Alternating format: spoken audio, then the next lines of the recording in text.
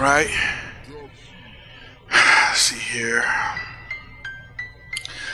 All right. Good morning, everyone. This is Lamb the Artist, aka Randy Lamont, and I'm here to bring you another tutorial for the week. I believe this is like the third episode now,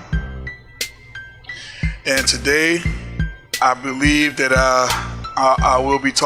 we will talk about how to set up your inks properly in Photoshop. Well, the method that I use to set up my inks in Photoshop. Now, I know a lot of people, well, I'm not going to say a lot of people. I know when I was first learning how to use Photoshop, I basically was using, whenever I did set up my inks, I used to use what is called alpha channels. So like if you go down here, and usually it's beside like the layer sub menu. Just click on channels and you can see RGB, which stands for red, green, and blue. But we're not gonna get into all that today. We right now we just want to focus on my method of setting up your inks in Photoshop.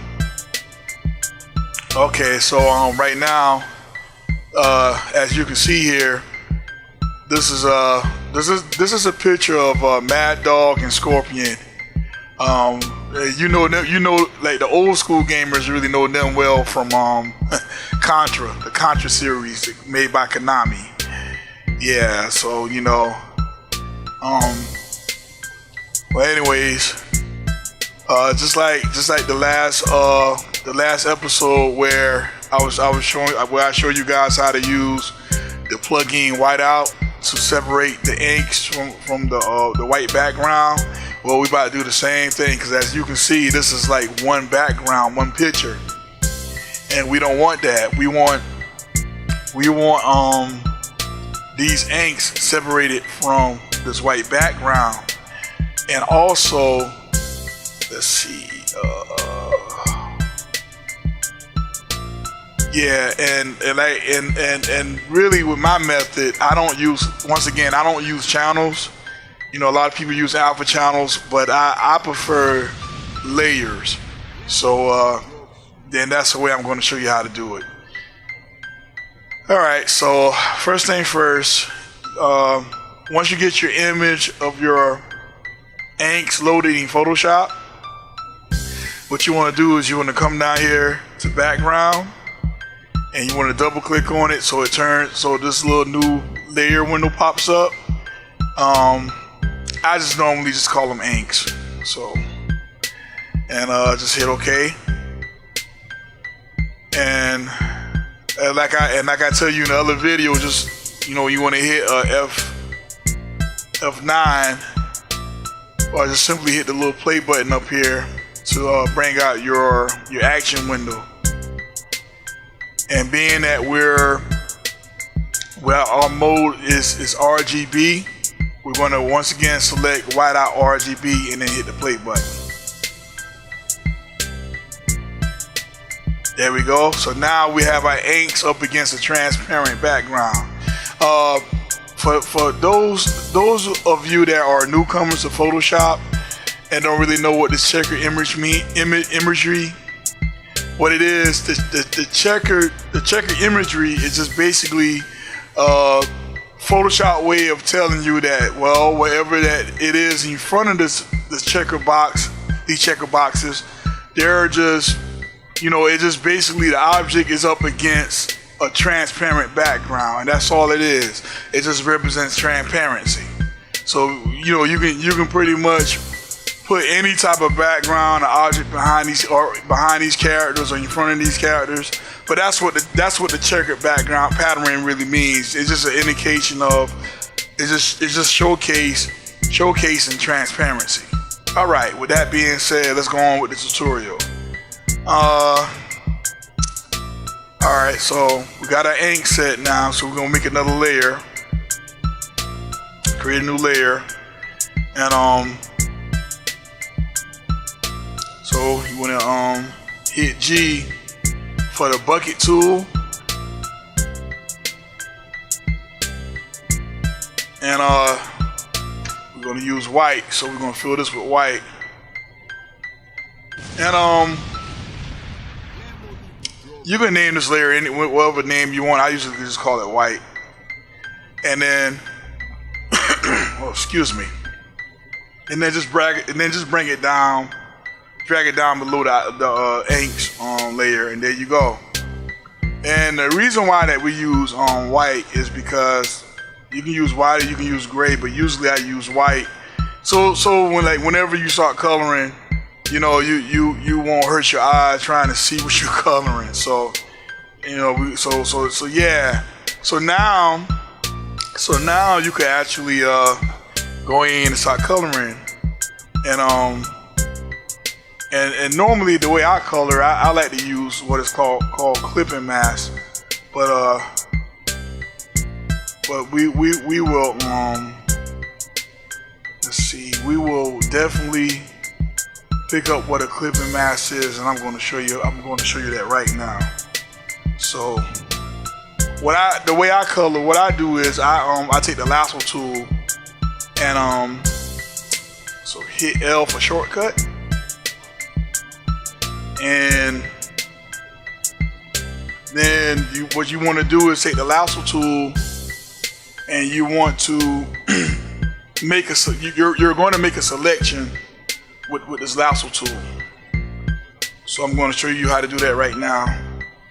Now, if you notice, so what you want to do, you want to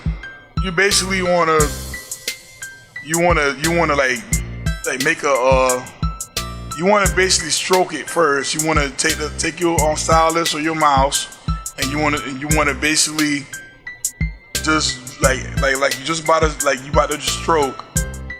But while you stroking, hold down the Alt button, and if you notice, if you hold the Alt button, it turns into the polygonal lasso tool, and that's what we want right now. So now all you gotta do is just hold the Alt button and then just point and click. That's all you want to do.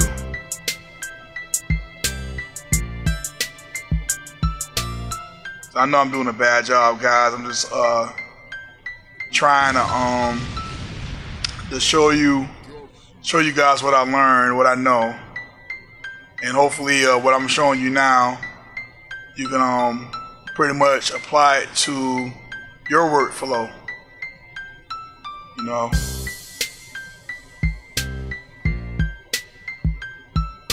Yeah.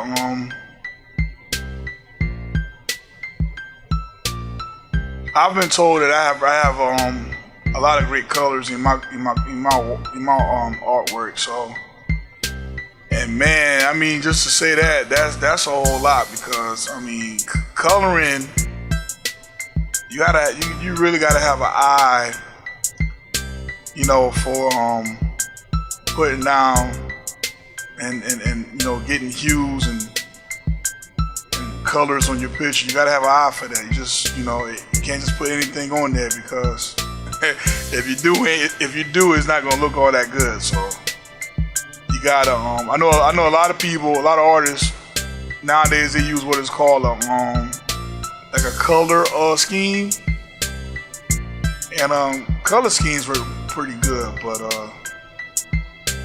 you know, I don't really give all that much of a thought whenever I do color. I just try to like eyeball it, and just like whatever looks good to my eye, then I just go with it, you know. And I'm not telling you guys to do the same thing, but that's just what I do. So you see I'm tracing around here, and we're just gonna do I believe this is Mad Dog I'm tracing. Mad Dog, and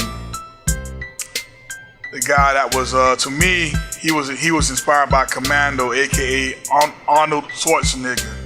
Get to the chopper. Yeah, bad. I know that was a horrible Arnold Schwarzenegger impersonation, but hey, I tried. Yeah, these guys were inspired off of Commando and Rambo.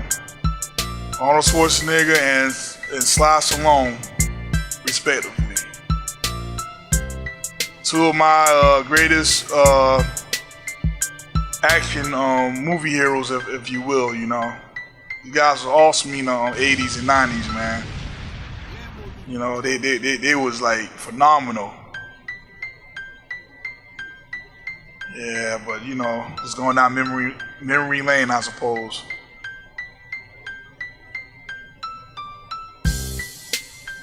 Yep. And I'm terrible. I know I'm doing a terrible job of tracing, but I'm just trying to, you know, I don't want you guys to get bored and, you know, showing you what I'm doing, because you know it can get quite boring. You know, but yeah, this is how you quickly you know, trace. Because really with the lasso tool, you know, I'm going to show you guys, I know like my videos are like kind of like out of order, but I'm going to show you guys how to use these tools. But the lasso tool within itself, all it is a selection tool. That's all. You're making your selection.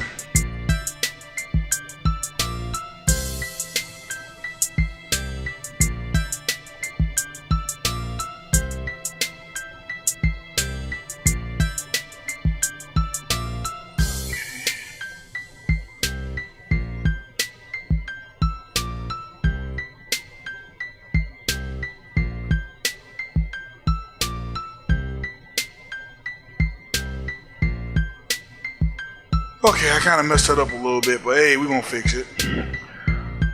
So once you make your selection, all you do is just right click on your stylus or mouse, and what you want to do is go down the menu and select fill.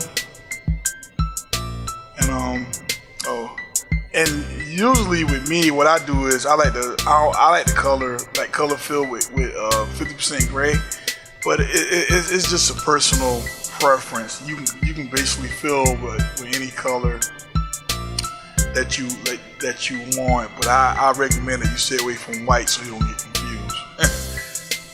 So yeah, just go ahead and do a color fill, and make sure like when the fill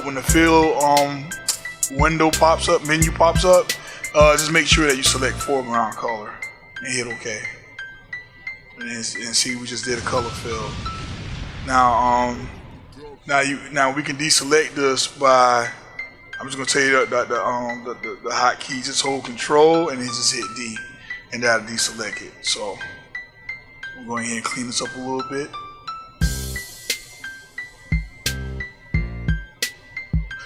And you know what? I just made a mistake. Let's backtrack. We're gonna make another layer. I'm sorry. And because you definitely don't want to put that on the white background. So what we're going to do is we made another layer, and we're going to call this clipping mask.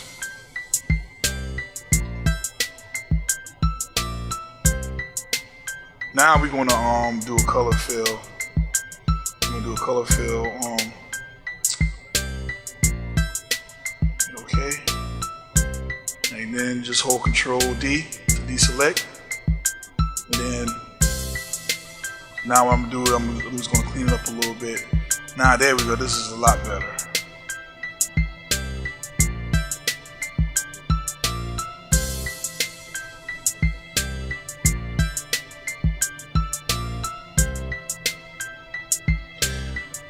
Alright, then I'm gonna hit Z for the magnifying glass, zoom in a little bit, and let's just go ahead and clean it up a little bit, you know.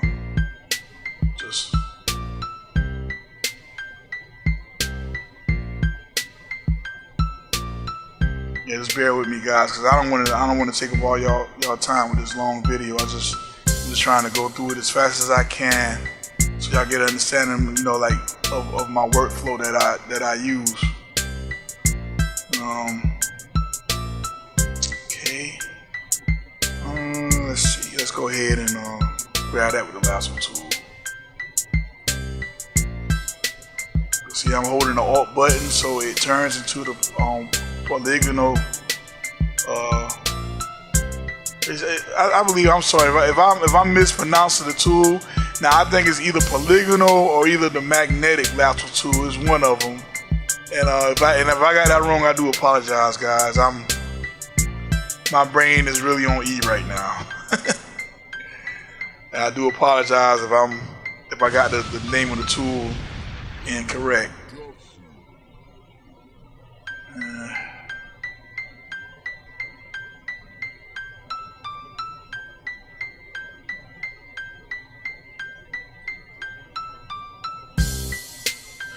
Alright, and we're going to go ahead and do a right click, and we're going to fill that right at the end too. Yep, Control D to deselect. Go ahead and... Now it's very important that you get as much gray or whatever color, base color that you use. And the reason being, we're about to turn this into a clipping mask.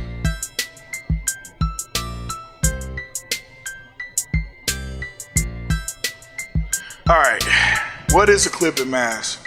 Well, a clipping mask is basically when you use a layer to set a type of boundary so that whatever layers after that layer, it doesn't proceed out of that boundary set by that clipping mask layer.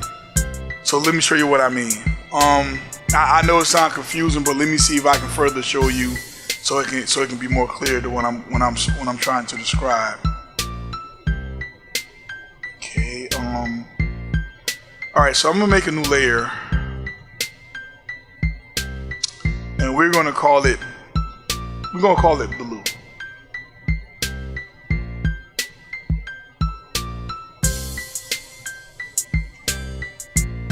Now, and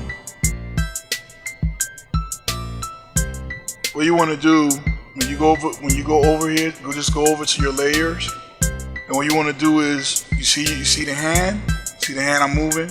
See, what you want to do is you want to hold the Alt button, and if you go between the blue layer and the clipping mask, you will see that the hand will turn into an arrow that is pointing down.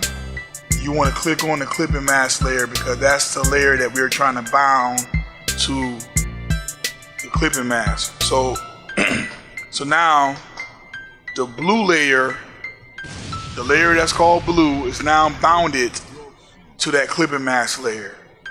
What that means, if I can take any color or any stroke, and if I color outside the clipping mask, it's not going to show. It's not going to show up. The clipping mask is stopping it from showing up. Now it's there, but you just can't see it. The clipping mask is basically like,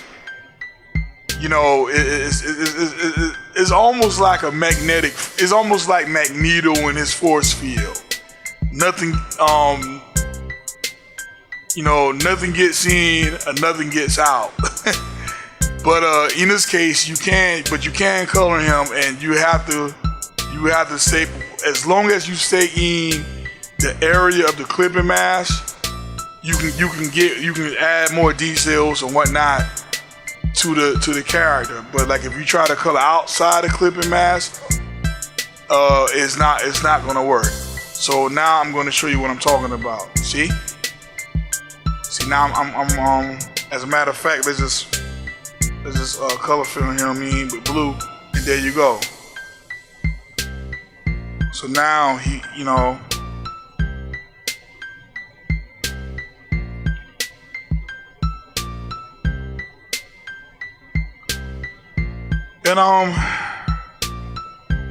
I can add more clipping mask. More layers that bound it to that clipping mask. I can just simply create a new layer.